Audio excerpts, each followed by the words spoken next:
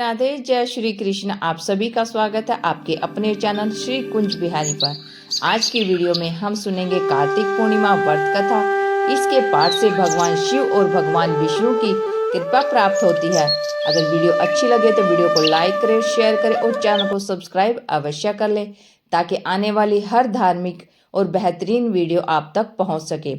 कार्तिक मास में आने वाली पूर्णिमा का विशेष महत्व है। इस दिन व्रत करने से व्यक्ति को भगवान विष्णु के साथ साथ भगवान शिव की कृपा भी प्राप्त होती है। इसलिए कार्तिक पूर्णिमा के दिन इस कथा का पाठ जरूर करना चाहिए। इसके पाठ से व्यक्ति को दुखों से छुटकारा मिलता है। आइए सुनते हैं कार्तिक पूर्णिमा की संपूर्ण व्रत कथा। कार्तिक मास की कथा के अनुसार जब भगवान कार्तिकेय ने तारकासुर का वध किया था, उससे क्रोधित होकर तारकासुर के 3 पुत्रों ने देवताओं से बदला लेने का फैसला किया। तीनों असुरों के नाम थे तारकाक्ष, कमलाक्ष और विंधुनमाली। देवताओं का पराजित करने के लिए पहले तीनों ने तपस्या की और तपस्या के लिए जंगल में चले गए। उन्होंने हजारों वर्ष तक अत्यंत कठोर तप किया। उनके कठोर तप से ब्रह्मा जी प्रसन्न हुए और उनके सामने प्रकट हो गए और ब्रह्मा जी ने तीनों से वरदान मांगने के लिए कहा। तीनों ने कहा कि ब्रह्मा जी, हमने आपको प्रसन्न करने के लिए कठोर तप किया है, आप हमें अमरता का वरदान दें। उनका यह वरदान सुनकर ब्रह्मा जी ने कहा कि मैं आपको अमरता का वरदान नहीं दे सकता, लेकिन तुम इससे कोई ऐसी शर्त रख लो जिसके पूर्ण होने पर ही आपकी मृत्यु होगी, वैसा वरदान मैं तुम्हें दे सकता हूँ। ब्रह्मा जी के वचन सुनकर तीनों ने बहुत विचार किया और ब्रह्मा जी से वरदान मांगा, हे प्रभु, आप हमारे लिए 3 तारों पर 3 नगरों का निर्माण करें। वे तीनों तारे अर्थात नगर जब अभिजीत नक्षत्र में एक पंक्ति में आएंगे और उसी समय कोई व्यक्ति अत्यंत शांत अवस्था में हमें मारेगा, तभी हमारी मृत्यु होगी और हमें मारने के लिए उस व्यक्ति को एक ऐसे रथ और बाण की आवश्यकता होगी जो बनाना असंभव हो। सिर्फ उसी से ही हमारी मृत्यु हो। उनकी इच्छा अनुसार ब्रह्मा जी ने कहा, तथास्तु, आप तीनों की इच्छा के अनुसार ही होगा। तीनों असुरों को मिले वरदान के अनुसार ब्रह्मा जी ने उन्हें 3 तार पर 3 नगर निर्माण करने के लिए विश्वकर्मा जी को आज्ञा दी। विश्वकर्मा जी ने तारकाक्ष के लिए स्वर्णपुरी, कमलाक्ष के लिए रजतपुरी और विंधुनमाली के लिए लोहपुरी का निर्माण कर दिया। ब्रह्मा जी से वरदान प्राप्त होने के बाद तीनों असुर बहुत प्रसन्न हो गए। इसके बाद उन्होंने सभी लोगों में आतंक फैलाना शुरू कर दिया। इन तीनों असुरों को एक साथ त्रिपुरासुर कहा जाता था। त्रिपुरासुर जहां भी जाते वहां ही लोगों और ऋषियों को सताने लगते। उन्होंने देवताओं को भी देवलोक से बाहर निकाल दिया। त्रिपुरासुर के आतंक से त्रस्त होकर उन्हें हराने के लिए सभी देवता एकत्रित हुए। सभी ने अपना सारा बल लगाया, परंतु त्रिपुरासुर को हराने में कामयाब नहीं हो पाए। अंत में सभी भगवान शिव की शरण में गए। देवताओं ने कैलाश पर्वत पर जाकर शिव भगवान को पूरा वृत्तांत बताया। तब भगवान शंकर ने कहा कि आप सभी देवता मिलकर प्रयास करें। देवताओं ने कहा कि प्रभु, हम सभी ने मिलकर त्रिपुरासुर का वध करने का प्रयास किया, लेकिन हम कुछ नहीं कर पाए। हम आपकी शरण में आए हैं, आप ही हमारी रक्षा कर सकते हैं। तब शिवजी ने कहा कि मैं अपना आधा बल तुम्हें देता हूँ, इस बल की सहायता से प्रयास करके देखो। शिव भगवान ने अपना आधा बल देवताओं को दिया, लेकिन देवता शिव भगवान का आधा बल सहन नहीं कर पाए। फिर भगवान शिव ने स्वयं ही त्रिपुरासुर का संहार करने का संकल्प लिया। वरदान के अनुसार अब त्रिपुरासुर का वध करने के लिए रथ और धनुष बाण सिद्ध करना आवश्यक था। भगवान शिव ने पृथ्वी को ही अपना रथ बनाया, सूर्य और चंद्रमा को उस रथ के पहिए बनाए, श्रेष्ठा सारथी बने भगवान विष्णु बाण बने, मेरु पर्वत धनुष और वासुकी बने उस धनुष की डोर। सभी देवताओं ने अपने बल से वह रथ संभाल लिया। इस प्रकार असंभव रथ बनाकर सिद्ध हुआ। लेकिन जैसे ही भगवान शिव उस रथ पर सवार हुए, उनकी शक्ति के कारण वह रथ डगमगाने लगा। तभी विष्णु भगवान वृषभ बनकर उस रथ में जुड़े।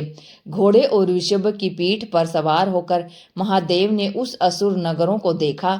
अपने धनुष पर बाण रख उन्होंने पाशुपत अस्त्र का साधन किया और तीनों तारों को नगरों को एक पंक्ति में आने का आदेश दिया। अभिजीत नक्षत्र में तीनों नगर एक पंक्ति में आते ही भगवान शिव ने अपने बाण से तीनों नगरों को जलाकर भस्म कर दिया। इसमें तीनों असुरों का भी अंत हो गया। जिस दिन तीनों असुरों का वध हुआ उस दिन कार्तिक पूर्णिमा थी। तभी से भगवान शिव जी त्रिपुरांतक बन गए। त्रिपुरांतक का अर्थ है तीन पुरों का अर्थात नगरों का अंत करने वाले। भगवान विष्णु ने ही भगवान शिव को यह नाम दिया था। इस कथा को सुनने मात्र से ही भगवान शिव और भगवान विष्णु की असीम कृपा प्राप्त होती है। अब सुनते हैं भगवान सत्यनारायण व्रत कथा। शास्त्रों में बताया गया है कि सत्यनारायण व्रत कथा का पाठ करने से व्यक्ति को 1000 यज्ञ के बराबर पुण्य फल की प्राप्ति होती है। सत्यनारायण भगवान व्रत कथा में भगवान विष्णु के सत्य स्वरूप के बारे में बताया गया है। इस व्रत का पाठ करने से घर में सुख समृद्धि का वास होता है और भगवान विष्णु की कृपा बनी रहती है। एक समय की बात है, नैमिषारण्य तीर्थ में सौनकादिक 88,000 ऋषियों ने श्री सूत जी से पूछा, हे प्रभु, इस कलयुग में वेद विद्या रहित मनुष्यों को प्रभु भक्ति किस प्रकार मिल सकती है तथा उनका उद्धार कैसे होगा? हे मुनि श्रेष्ठ, कोई ऐसा तप बतलाएं जिससे थोड़े समय में ही पुण्य मिले और मनवांछित फल भी मिल जाए। इस प्रकार की कथा सुनने की हम इच्छा रखते हैं। सर्वशास्त्रों के ज्ञाता सूत जी बोले, हे वैष्णवों पूज्य, आप सभी ने प्राणियों के हित की बात पूछी है, इसलिए मैं एक ऐसे श्रेष्ठ व्रत को आप लोगों को बताऊंगा जिससे नारद जी ने श्री लक्ष्मी नारायण जी से पूछा था और लक्ष्मीपति ने मुनि श्रेष्ठ नारद जी से कहा था। आप सब इसे ध्यान से सुनिए। एक समय की बात है, योगी राज नारद जी दूसरों के हित की इच्छा के लिए अनेकों लोकों में घूमते हुए मृत्यु लोक में आ पहुंचे। यहाँ उन्होंने अनेक योनियों में जन्मे प्राय सभी मनुष्यों को अपने कर्मों द्वारा अनेकों दुखों से पीड़ित देखा। उनका दुख देख नारद जी सोचने लगे कि कैसा यत्न किया जाए जिसके करने से निश्चित रूप से मानव के दुखों का अंत हो जाए। इसी विचार पर मनन करते हुए वह विष्णु लोक में गए। वहां वह देवों के ईश नारायण की स्तुति करने लगे, जिनके हाथ में शंख चक्र गदा और पद्म थे, गले में वरमाला पहने हुए थे। स्तुति करते हुए नारद जी बोले, हे भगवान, आप अत्यंत शक्ति से संपन्न हैं। मन और वाणी भी आपको नहीं पा सकती। आपका आदि मध्य और अंत नहीं है। निर्गुण स्वरूप सृष्टि के कारण भक्तों के दुख को दूर करने वाले आपको मेरा नमस्कार है। नारद जी की स्तुति सुन विष्णु भगवान बोले, हे मुनि श्रेष्ठ, आपके मन में क्या बात है? आप किस काम के लिए पधारे हैं? इसे निसंकोच कहें। इस पर नारद मुनि बोले कि मृत्यु लोक में अनेक योनियों में जन्मे मनुष्य अपने कर्मों के द्वारा अनेकों दुख से दुखी हो रहे हैं। हे नाथ, आप मुझ पर दया रखते हो तो बताए कि जो मनुष्य थोड़े प्रयास से ही अपने दुखों से कैसे छुटकारा पा सकता है। श्री हरि बोले, हे नारद, मनुष्यों की भलाई के लिए तुमने बहुत अच्छी बात पूछी है, जिसके करने से मनुष्य मोह से छूट जाता है। वह बात मैं कहता हूँ, उसे सुनो। स्वर्ग लोक व मृत्यु लोक दोनों में एक दुर्लभ उत्तम व्रत है जो पुण्य देने वाला है। आज प्रेम वश होकर मैं उसे तुमसे कहता हूँ। श्री सत्यनारायण भगवान का यह व्रत अच्छी तरह विधान पूर्वक करने मनुष्य तुरंत ही यहाँ सुख भोग कर मरने पर मोक्ष पाता है। श्री हरि के वचन सुन नारद जी बोले कि उस व्रत का फल क्या है और उसका विधान क्या है? यह व्रत किसने किया था? इस व्रत को किस दिन करना चाहिए? सभी कुछ विस्तार से बताए। नारद जी की बात सुनकर श्री हरि बोले, दुख व शोक को दूर करने वाला, यह सभी स्थानों पर विजय दिलाने वाला, मानव को भक्ति व श्रद्धा के साथ शाम को श्री सत्यनारायण की पूजा धर्म पालन होकर ब्राह्मणों व बंधुओं के साथ करनी चाहिए। भक्ति भाव से ही नैवेद्य, केले का फल, घी, दूध और गेहूं का आटा सवाया ले। गेहूं के स्थान पर साठी का आटा, शक्कर और गुड़ लेकर और सभी भक्षण योग्य पदार्थों को मिलाकर भगवान का भोग लगाएं। ब्राह्मणों सहित बंधु बांधवों को भी भोजन कराएं। इसके बाद समय भोजन करें, भजन कीर्तन व साथ भगवान की भक्ति में लीन हो जाएं। इस तरह से सत्यनारायण भगवान का यह व्रत करने से मनुष्य की सारी इच्छाएं निश्चय रूप से पूरी होती हैं। इस कली काल अर्थात कलयुग में मृत्यु लोक में मोक्ष की यही एक सरल उपाय बताया गया है। श्री सत्यनारायण व्रत कथा का पहला अध्याय संपूर्ण। बोलिए श्री सत्यनारायण भगवान की जय।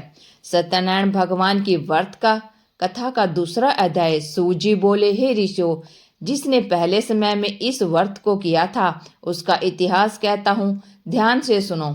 सुंदर काशीपुरी नगरी में एक अत्यंत निर्धन ब्राह्मण रहता था। भूख प्यास से परेशान वह धरती पर घूमता रहता था। ब्राह्मणों से प्रेम करने वाले भगवान ने एक दिन ब्राह्मण का वेश धारण कर उनके पास जाकर पूछा, हे विप्र, नित्य दुखी होकर तुम पृथ्वी पर क्यों घूमते हो? दीन ब्राह्मण बोले, मैं निर्धन ब्राह्मण हूँ, भिक्षा के लिए धरती पर घूमता हूँ। हे भगवान, यदि आप इसका कोई उपाय जानते हो तो बताएं। वृद्ध ब्राह्मण कहता है कि सत्यनारायण भगवान मनोवांछित फल देने वाले हैं, इसलिए तुम उनका पूजन करो। इससे करने से मनुष्य सभी दुखों से मुक्त हो जाता है।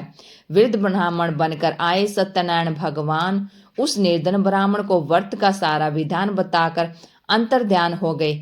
ब्राह्मण मन ही मन सोचने लगा कि जिस व्रत को वृद्ध ब्राह्मण करने को कह गए हैं, मैं उसे जरूर करूंगा। यह निश्चय करने के बाद उसे रात में नींद नहीं आई। वह सवेरे उठकर सत्यनारायण भगवान के व्रत का निश्चय कर भिक्षा के लिए चला गया। उस दिन निर्धन ब्राह्मण को भिक्षा में बहुत धन मिला, जिससे उसने बंधु बांधवों के साथ मिलकर श्री सत्यनारायण भगवान का व्रत संपन्न किया। भगवान सत्यनारायण का व्रत संपन्न करने के बाद वह निर्धन ब्राह्मण सभी दुखों से छूट गया और अनेक प्रकार की संपत्तियों से युक्त हो गया।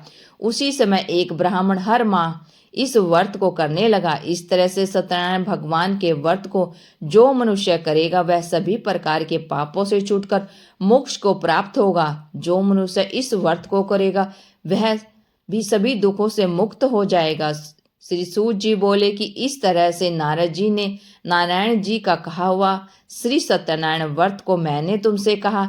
हे विप्रो, मैं अब और क्या कहूँ? ऋषि बोले, हे मुनिवर, संसार में इस विप्र से सुनकर और किस किस ने इस व्रत को किया, हम सब इस बात को सुनना चाहते हैं। इसके लिए हमारे मन में श्रद्धा का भाव है।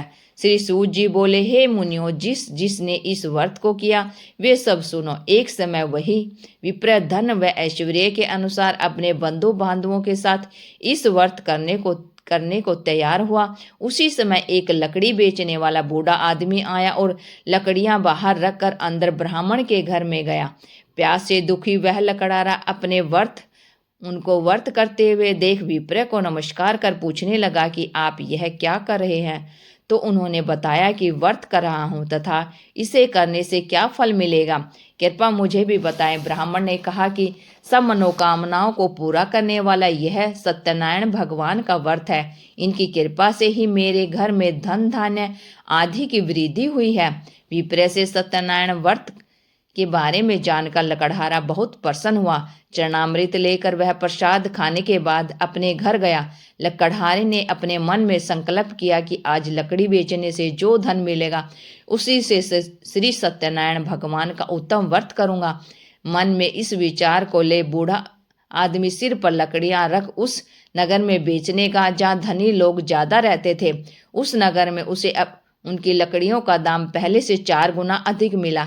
बूढ़ा ब्राह्मण प्रसन्नता के साथ दाम लेकर केले, शक्कर, घी, दूध, दही और गेहूं का आटा ले और सत्यनारायण भगवान के व्रत की अन्य सामग्रियां लेकर अपने घर गया। वहां उसने अपने बंधु बांधवों को बुलाकर विधि विधान से सत्यनारायण भगवान का पूजन और व्रत किया। इस व्रत के प्रभाव से वह बूढ़ा लकड़हारा धन पुत्र आदि से युक्त होकर संसार के समस्त सुख भोग अंतकाल में वैकुंठ धाम चला गया। श्री सत्यनारायण व्रत कथा का दूसरा अध्याय संपूर्ण। बोलिए श्री सत्यनारायण भगवान की जय। सत्यनारायण भगवान की व्रत कथा का तीसरा अध्याय। सूत जी बोले, हे मुनि श्रेष्ठ, अब आगे की कथा कहता हूँ। पहले समय में उल्का मुख नाम का एक बुद्धिमान राजा था।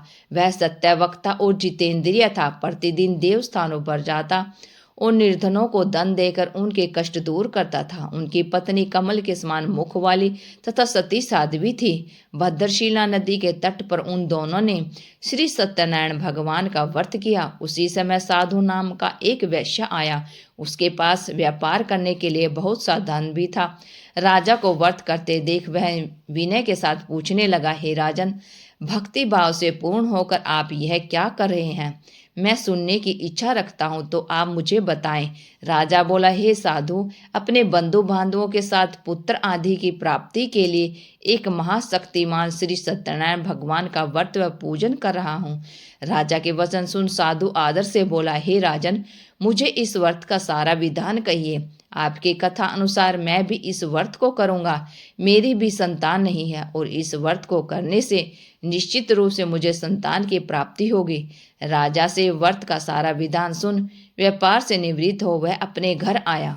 साधु वैश्य ने अपनी पत्नी को संतान देने वाले इस व्रत का वर्णन कह सुनाया और कहा कि जब मेरी संतान होगी तब मैं इस व्रत को करूंगा। साधु ने इस तरह के वचन अपनी पत्नी लीलावती से कहे। एक दिन लीलावती पति के साथ आनंदित हो सांसारिक धर्म में प्रवृत्त होकर सत्यनारायण भगवान की कृपा से गर्भवती हो गई। 10वें महीने में उसके गर्भ से एक सुंदर कन्या ने जन्म लिया। दिनों दिन वह ऐसे बढ़ने लगी जैसे शुक्ल पक्ष का चंद्रमा बढ़ता है। माता पिता ने अपनी कन्या का नाम कलावती रखा।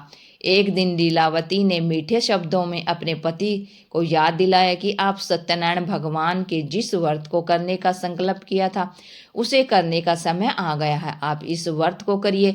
साधु बोला कि हे प्रिय, इस व्रत को मैं अपने उसके विवाह पर करूंगा। इस प्रकार अपनी पत्नी को आश्वासन देकर वह नगर को चला गया। कलावती पिता के घर में रह वृद्धि को प्राप्त हो गई। साधु ने एक बार नगर में अपनी कन्या को सखियों के साथ देखा तो तुरंत ही दूत को बुलाया और कहा कि मेरी कन्या के योग्य वर देख कर लाओ।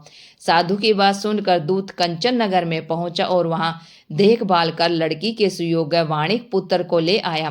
सुयोग्य लड़के को देखकर साधु ने बंधु बांधवों को बुलाकर अपनी पुत्री का विवाह कर दिया। लेकिन दुर्भाग्य की बात यह कि साधु ने अब भी श्री सत्यनारायण भगवान का व्रत नहीं किया। इस पर श्री सत्यनारायण भगवान क्रोधित हो गए और शाप दिया कि साधु को अत्यधिक दुख मिले। अपने कार्य में कुशल साधु बनिया जमाई को लेकर समुद्र के पास स्थित होकर रत्नासारपुर नगर में गया। वहां जाकर दामाद ससुर दोनों मिलकर चंद्रकेतु राजा के नगर में व्यापार करने लगे। एक दिन भगवान सत्यनारायण की माया से एक चोर राजा का धन चुराकर भाग रहा था। उसने राजा के सिपाहियों को अपना पीछा करते देख चुराया हुआ धन वहां रख दिया जहां साधु अपने जमाई के साथ ठहरा हुआ था। राजा के सिपाहियों ने साधु वैश्य के पास राजा का धन पड़ा देख तो वह ससुर जमाई दोनों को बांधकर प्रसन्नता से राजा के पास ले गए और कहा कि इन दोनों चोरों को हम पकड़ कर लाए हैं, आप आगे की कार्रवाई की आज्ञा दें। राजा की आज्ञा से उन दोनों को कठिन कारावास में डाल दिया गया और उनका सारा धन भी उनसे छीन लिया गया। श्री सत्यनारायण भगवान से श्राप से साधु की पत्नी भी बहुत दुखी हुई। घर में जो धन रखा था उसे चोर चुरा ले गए। शारीरिक तथा मानसिक पीड़ा व भूख प्यास से अति दुखी हो अन्न की चिंता में कलावती के ब्राह्मण के घर गई। वहां उसने श्री सत्यनारायण भगवान का व्रत होते देखा। फिर कथा भी सुनी। वह प्रसाद ग्रहण कर रात को घर वापिस आई।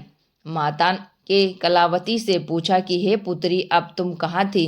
तेरे मन में क्या है? कलावती ने अपनी माता से कहा, हे माता, मैंने एक ब्राह्मण के घर श्री सत्यनारायण भगवान का व्रत होते देखा। कन्या के वचन सुन लीलावती भगवान के पूजन की तैयारी करने लगी। लीलावती ने परिवार व बंधुओं सहित श्री सत्यनारायण भगवान का पूजन किया और उनसे वर मांगा कि मेरे पति और जमाई शीघ्र घर आ जाएं। साथ ही यह भी प्रार्थना की कि हम सब का अपराध क्षमा करें।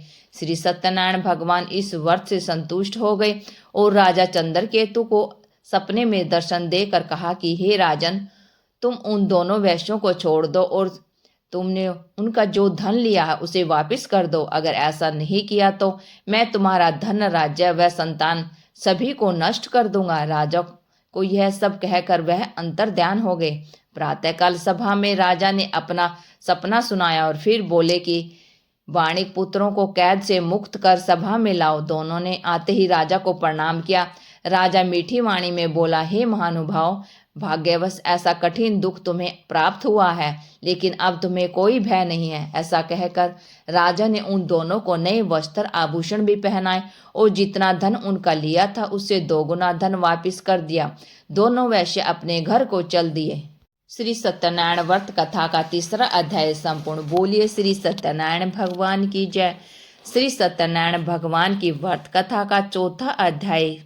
श्री सूत जी बोले, वैश्य ने मंगलाचार कर अपनी यात्रा आरंभ की और अपने नगर की ओर चल दिया। उसने थोड़ी दूर जाने पर एक दंडी वेशधारी श्री सत्यनारायण भगवान उनसे पूछा, हे साधु, तेरी नाव में क्या है?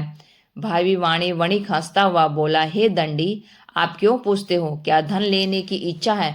मेरी नाव में तो बेल व पत्थर भरे हुए हैं। वैश्य के कठोर वचन सुन भगवान बोले, तुम्हारा वचन सत्य हो। दंडी ऐसे वचन कहकर वहां से दूर चले गए। कुछ दूरी पर जाकर समुद्र के किनारे बैठ गए। दंडी जी के जाने के बाद साधु वैश्य ने नित्य क्रिया के पश्चात नाव को ऊंची उठते देखकर अचंभा माना और नाव में बेल पत्ते आदि देख वह मूर्छित हो जमीन पर गिर पड़ा। मूर्छा खुलने पर वह अत्यंत शोक में डूब गया। तब उसका दामाद बोला कि आप शोक न मनाएं, यह दंडी का शाप है, इसलिए हमें उनकी शरण में जाना चाहिए, तभी हमारी मनोकामना पूर्ण होगी। दामाद की बात सुनकर वह दंडी के पास पहुंचा और अत्यंत भक्ति भाव से नमस्कार करके बोला, मैंने आपसे जो असत्य वचन कहे थे उसके लिए मुझे क्षमा कर दे। ऐसा कहकर महान शोकातुर हो रोने लगा। तब दंडी भगवान बोले, हे वाणी पुत्र, तू मेरी आज्ञा के से बार बार तुम्हें दुख प्राप्त हुआ है, तू मेरी पूजा से विमुख हुआ। साधु बोला, हे भगवान, आपकी माया से ब्रह्मा आदि देवता भी आपके रूप को नहीं जानते, तब मैं अज्ञानी कैसे जान सकता हूँ? आप प्रसन्न होइए, अब मैं सामर्थ्य के अनुसार आपकी पूजा करूंगा। मेरी रक्षा करो और पहले के समान नौका में धन भर दो। साधु वैश्य के भक्ति पूर्व वचन सुनकर भगवान प्रसन्न हो गए और उनकी इच्छा अनुसार वरदान देकर अंतर्ध्यान हो गए। ससुर जमाई जब नाव पर आए तो नाव धन से भरी हुई थी और फिर वह अपने अन्य साथियों के साथ सत्यनारायण भगवान का पूजन कर अपने नगर को चल दिए। जब नगर के नजदीक पहुंचे तो दूत को घर पर खबर करने के लिए भेज दिया। दूत साधु की पत्नी को प्रणाम कर कहता है कि मालिक अपने दामाद सहित नगर के निकट आ गए हैं।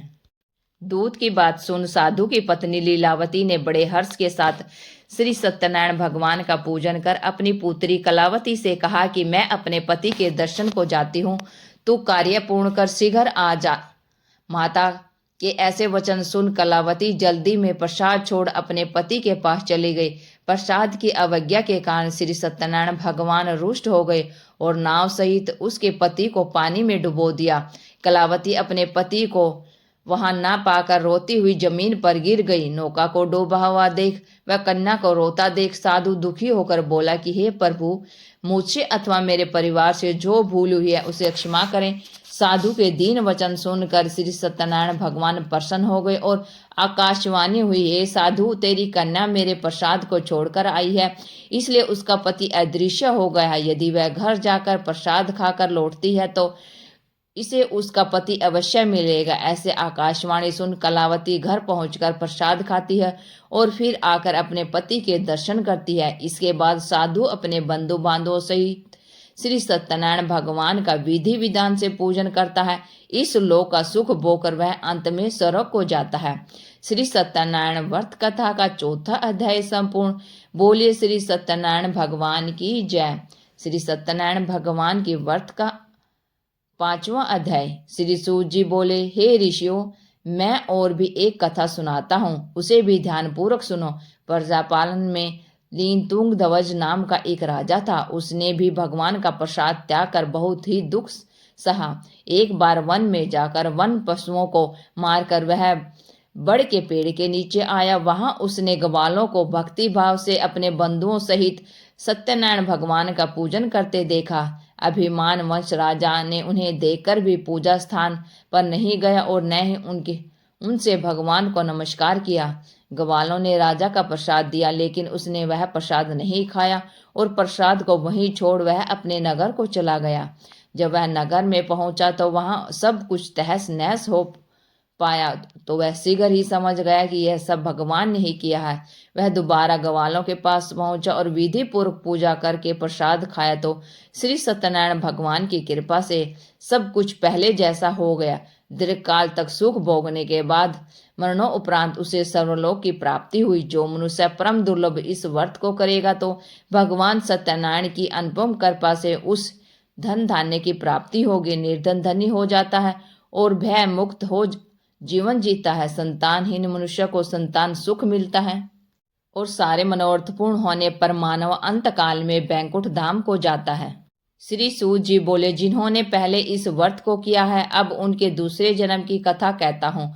वृद्ध सतानंद ब्राह्मण ने सुदामा का जन्म लेकर मोक्ष की प्राप्ति की। लकड़हारे ने अगले जन्म में निषाद बनकर मोक्ष प्राप्त किया। उल्का मुख नाम का राजा दशरथ होकर बैकुंठ को गया। साधु नाम के वैश्य ने मोर ध्वज बनकर अपने पुत्र को आरे से चीरकर मोक्ष पाया। महाराजा तुंगध्वज ने स्वयंभू होकर भगवान में भक्ति युक्त हो कर्म का मोक्ष पाया। श्री सत्यनारायण व्रत कथा का 5वां अध्याय संपूर्ण।